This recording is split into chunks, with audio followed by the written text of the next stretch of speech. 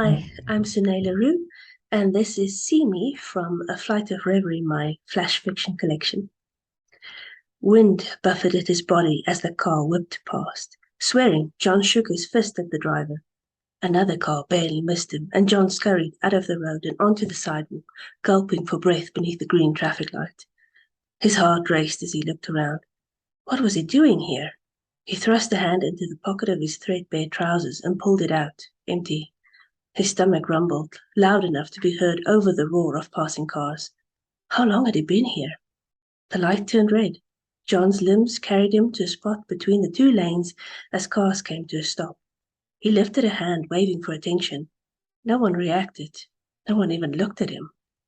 In the glazed reflection of a car window, John saw himself, frail, haggard, unwashed. His clothes were tattered. There were bags underneath his eyes. His skin was sickly pale. What had happened to him? John shook his head as cars surged past. He remembered nothing. No, that wasn't true. He remembered being afraid, but nothing else. His memories were foggy, white, nothing but white, and the fear. Panic rose in his gut. He needed help. He needed someone to show him the way. The cars came to a stop again, and John walked down the line, waving for attention. Nothing. No one glanced at him, no one rolled their window down. Would no one help him? Frustrated, he slapped his hands against the bonnet of a black SUV. The driver ignored him and drove off when the light turned green. John tried again the next time the cars came to a stop, and the next. No one met his eyes. No one seemed to see him. It was as if he didn't even exist, as if he were a ghost. Weariness washed over him, and the world started spinning. John stumbled back to the sidewalk in case he collapsed in the road, where someone might drive over him, coldly uncaring. Nausea tasted sour in his mouth. Why would no one help him? There was a shopping center across the road. Surely someone would take pity on him there. John shambled across the parking lot, where people were too busy to pay him any attention. He slunk through the gate, past the security guard who looked the other way, and stopped in a hallway, staring. Everything was shiny, vibrant, and loud. Billboards flashed, music blared across the speaker system, and people crowded the shops, their hands filled with bags. John felt conspicuous and out of place, and yet no one so much as glared at him.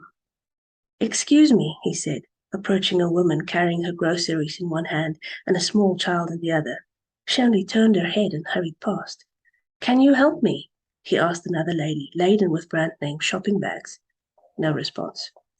"I don't know why I'm here," he said, grabbing a man's arm. The man shrugged him off and continued walking. John's head reeled. Everywhere he looked, there were people streaming past, an endless sea of blank faces.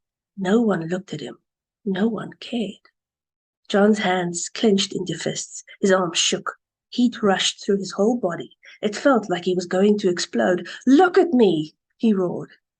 It was as if the world lurched to a halt, as everyone stopped in their tracks and turned towards John. He shrunk under their gazes, feeling the weight of their eyes on him. A toddler's ice cream fell to the floor unnoticed as the child gawped at John. It had gone deathly quiet. The billboards were blank. Everywhere John looked, people were staring at him.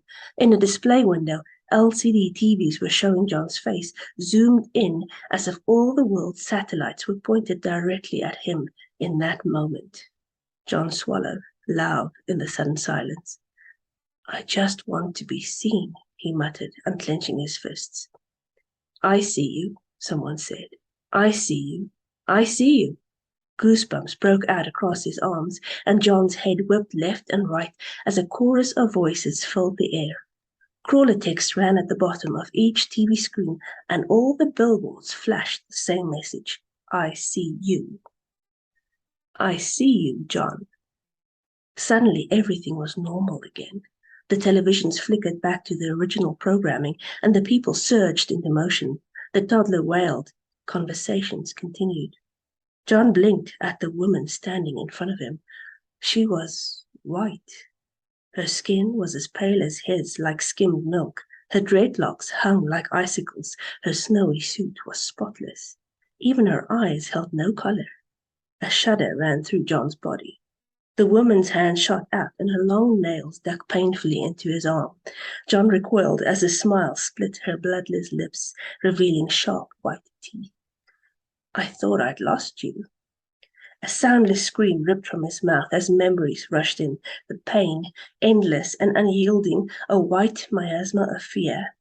Then a ray of hope, an escape, a world of color and wonder, slowly fading into a haze, a labyrinth of forgetfulness. Months of hunger, cold, helplessness, lost, until finally this morning, the woman leaned in closer, breathing into his ear. "I see you." Then the world turned white.